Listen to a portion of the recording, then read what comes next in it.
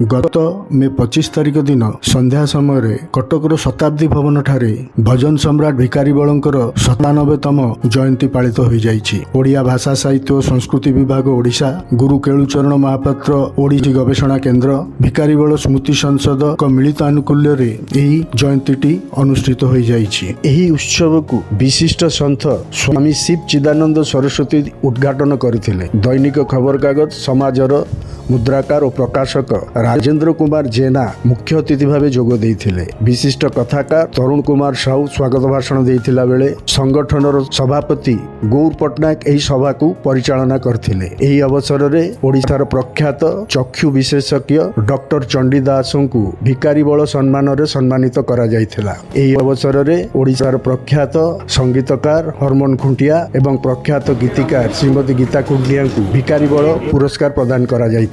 एही उत्सव को संगठनर संपादक सुनामणि राउत भिकारी बलଙ୍କ ज्येष्ठ पुत्र अशोक बल और अन्य माने परिचालना करथिले।